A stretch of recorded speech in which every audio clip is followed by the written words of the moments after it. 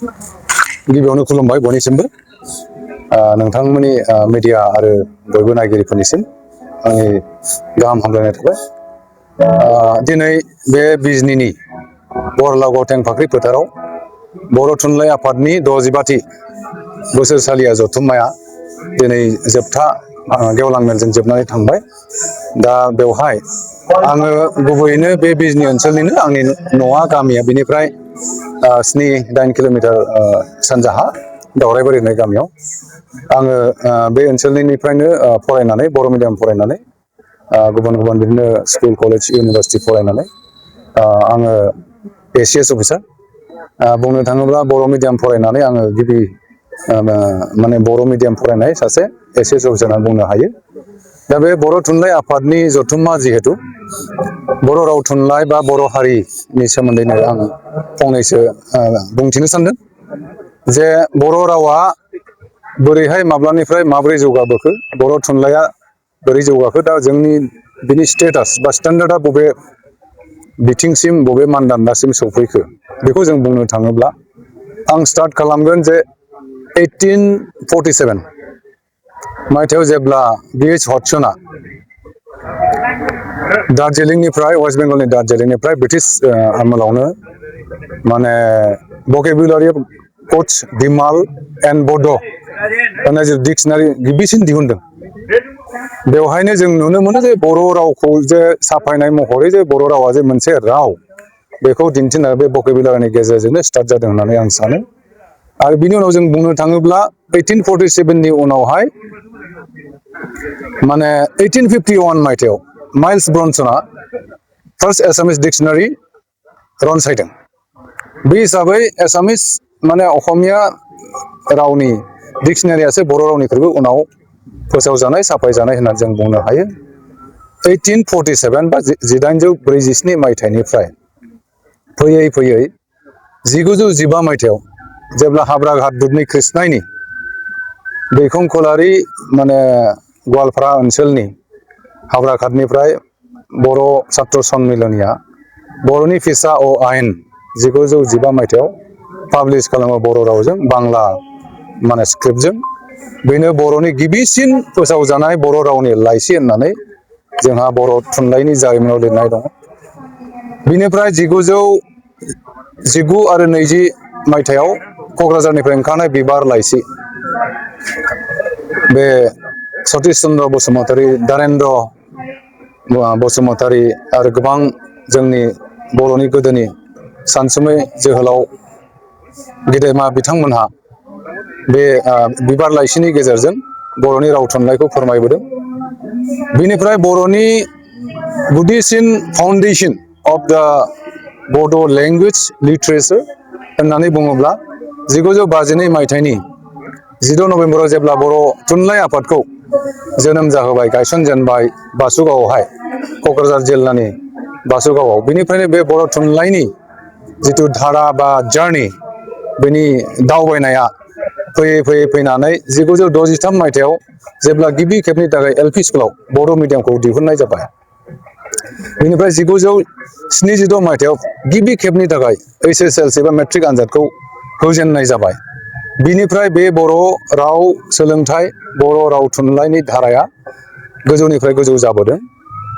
बेनिफ्राय जों नुनो मोनो जे बयनिख्रुइबो ग्रेटेस्ट फाउन्डेसन आरो माइलस्टना जाहैबाय जे 2003 मायथाइनि जिथु BTC एकर्ड, बर' माने मेमरेन्डाम अफ सेटेलमेन्ट, बेनि गेजेरजों बर' रावखौ भारत संबिजितनि 8थि सिडिउलाव सोसननायनि उनावहाय बर' रावा भारतनि मोन 23 रावनि मोनसे राव हिसाबै गायसनजानानै जोङो कनस्टिटिउसनेल बा संबिजितारि सिनायथि एबा रिकगनिसनखौ जों मोननो हानानै जोंनि बे रावा दा जोंनि कलेज इउनिभारसिटि लेभेलावहाय आरो बर' बिफान एबा बर' डिपार्टमेन्ट खुलिनानै बर' राव अनार्स लानानै बड'आव मास्टार डिग्रि फरायनानै बे माने जोङो गोबां PhD ChD बो हल्दारफोर गोबां ओंखारबाय।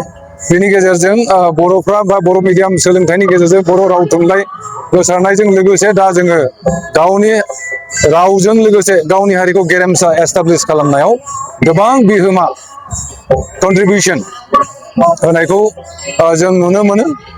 2003 मायथाइनि बे बड' एकर्ड जायामोनब्ला बर' रावा भारत संबिजितनि सिङावहाय जुदि इनक्लुड जायामोनब्ला बे बर' रावखौ मिन्थिनाय नङामोन। बर' राव थुनलाइया दिनैहाय गोसारनो स्कप मोननाय नङामोन। दिनै बे बर' रावजों लिरनाय बिजाबफोरनि सायावनो जोङो साहित्य एकादेमि बान्था मोननो हायो। साहित्य एकादेमि बान्था जोंहा डक्टर मंगलसिं हाज'वारिया गिबि खेबनि थाखाय साहित्य एकादेमि बान्था मोननायजों लोगोसे दिनैहाय बोसोरफ्रोमबो बे बर' थुनलाइ, बर'नि सोरजिलु थुनलाइनि गेजेरजों साहित्य एकादेमि बान्था, चिलड्रेन्स लिटारेचारनि सायावबो बे राव दानस्लायनायनि सायावबो साहित्य एकादेमि बान्थाखौ होनाय जायो आरो बे सोलिबाय थादों।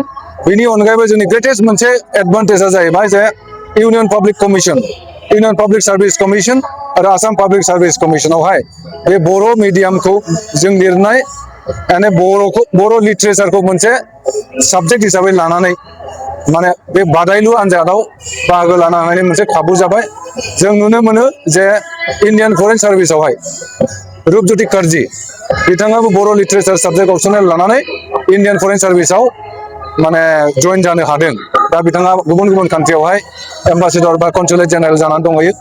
बेनि अनगायैबो जोङो मनज स्वरगियारि IPS अफिसार बिथाङाबो बर' थुनलाइखौनो बर' लिटारेचारखौ वान अफ द अपसनेल्स लानानै बिथाङा इण्डियान पुलिस सार्भिसावहाय UPSC क्रेक खालामदों। दा बेखायनो जे जोंनि दा जाखांबोनाय फरायसाफ्रा, इयुन जोलैया जे बर' मिडियाम फरायब्ला जे जोङो आवगायनो हानाय नङा बेखौ माब्लाबा साननायनि खुनु माने भित्ति गैया। आंबो सासे बर' मिडियामजों फरायनानै आसाम सिभिल सार्भिस आं फार्स्ट एटेम्पआवनो क्रेक खालामदों। बे हिसाबै जोङो दा जोंनि जेनेरेसना बर' मिडियामब्लाबो जों मोजाङै गोसो होथाबनानै फरायोब्ला जोङो जिखुनु लेभेलसिम जों सहैनो हायो। जों बुंनो हायो जे इण्डियानि top most university Jawaharlal Nehru university, बेवहाय जोंहा सानै बर' प्रफेसार दङ दा। डक्टर निराला रामसियारि बिथाङा बर' मिडियामनिनोमोन। जायख्लं ब्रह्म दङ, सानै बर' प्रफेसार। आंबो बे इउनिभारसिटियावनो फरायनायमोन, जवाहरलाल नेहरू इउनिभारसिटि निउ दिल्लीयावहाय। आङो फार्स्ट माने बर' स्टुडेन्ट होनजायो माने बेवहाय माने फरायहैनाया। बेनि उनावहाय दा गोबां दा बर' स्टुडेन्टफोर थाङो बेवहाय, मास्टार डिग्रि खालामो आरो PhD खालामो। दा जोंनि जेसेबां बे बर' साहित्य सभा एबा बर' थुनलाइ आफादनि नाजानाय आरो दुलाराय बर' फरायसा आफादनि नाजानाय आरो बर'नि समाजारि जिथु ससियेल अर्गानाइजेसनसफोरनि नाजानायावहाय बे बर' रावखौ फेहेरनाय, फोबांनाय आरो गायसननायाव जिखिनि खामानि मावबाय थादों, बिनि गेजेरजों जोङो नुदोंब्लाबो नाथाय माखासे हेंथा हेंसि जेंनाफ्रा दाबो जोबाखै। बेयावनो जों नुनो मोनो जे 2020 मायथाइनि 27 जानुवारियाव जानाय जिथु बिटिआर पिस एकर्ड बा पिस एग्रिमेन्ट होननानै बुङो, बिनि गेजेरजों 6.3 दफायाव लिरनाय दंमोन जे इनक्लुजन अफ माने बड' मिडियाम स्कुल्स, प्रभिन्सियेलाइजेसन अफ बड' मिडियाम स्कुल्स माने इन BTC एन्ड एल्सवेयर, आसाम बा बेंगल बेवहाय थानाय बर' मिडियामफोरखौ माने निड बेस्ड बेसिसावहाय प्रभिन्सियेलाइज खालामनांगौ होननानै। दा गोबां माने बर' मिडियाम स्कुलफ्रा आइदार एमालगेमेटेड अर एबलिस्ड और माने मास्टारफ्रा रिटायार जानाय उनाव मास्टारफोर गैया जानायावहाय दा जोङो बर' स्टुडेन्टफ्रा गोबां जायगायावनो एसे आलाय आथानि जानाय बा माने गुलाय गुजाय जानायखौ जों नुनो मोनदों। दा बे बड' एकर्डआव जिहेतु माने अलरेडि 6.3 आवहाय इनक्लुड जानाय, बेखौ जोंनि BTC सरकार, बर' थुनलाइ आफाद आरो आसाम सरकारा थाबैनो मावनानै होयोब्ला बा प्रभिन्सियेलाइजेसनफोरखौ खालामोब्ला जोंनि बर' मिडियाम फरायनाय बर' स्टुडेन्टफोरनि फिउचारा ब्राइट जागोन होननानै आं सानो। आरो बे खामानिखौ सरकारा मावनो हायो, मावनो हायैनि खुनु खोथा थानो नाङा। आरो खारन बर'आ दा जोंनि एस'सियेट अफिसियेल लेंगुवेज, आसामनि आयेन आफाद, आसाम एसेम्ब्लियावबो गासिबो बर' रावखौ जोङो बाहायो। साइन बर्ड लिरनायफ्राव गासिबो बाहायजोब्बाय आसाम आयेन आफाद बेवहाय। आरो आसाम आयेन आफादनि जिथु एसेम्ब्लि सेसन जायो, बेवहाय बर' ट्रेन्सलेटर साथाम साब्रै हिन्जावसा हौवासाफोर जिरायनानै लोगो लोगो ट्रेन्सलेसन खालामजोबो बे एसेम्ब्लिनि प्रसिडिंसफोरखौ। बेफोरबो जोंनि थाखाय मोनसे गोग्गाथाव खोथा जे आसाम एसेम्ब्लियाबो बर' रावखौ, बर' बिजोंखौ बाहायनानै दिनैहाय जोंनि रावा जे one of the official languages of the state of Assam, बेखौ जों एस्टाब्लिस खालामनो हाबाय।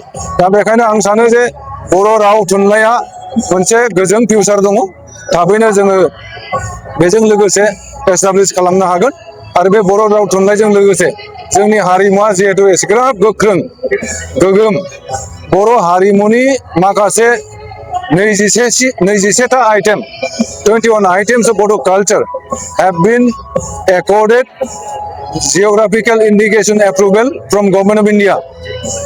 बे 21 आइटेम जानाय लोंनाय दङ जेरैहाय माने माइब्रा बिदै जौ गिसि जौ गोरान बेनिफ्राय नाफाम अनला नारजि बेनिफ्राय गानग्रा जोमग्रा जोबबाय दख'ना फास्रा जोमग्रा इन्दि बेनिफ्राय दामग्रा देग्रा जेरैहाय खाम सेरजा जथा सिफुं गंगना थरखा टटेल 21 आइटेम्स माने बेवहाय जोङो GI टेग रिकगनिशन एप्रुभेल मोनबाय बे जोंनि थाखाय गोग्गाथाव खोथा इन्डियायावबा माने हयथ' पृथिबियाव मोनसे हारियानो एसे बुरजा GI टेग मोननाय मोनसे कालचारेल आइटेम्स गैया होननानै आं सानो बा आं मिन्थियो आरो बिनि अनगायैबो एनादार 9 आइटेम्स जोङो माने GI टेग आरो इनक्लुड खालामनो जोंहा प्लान दङ जोङो बिनि सायाव खामानि मावबाय थादों टटेल बे 9 आइटेम्सफ्राबो जुदि GI टेग मोनोब्ला टटेल 30 Bodo cultural items will be given the approval of geographical indication by Government of India.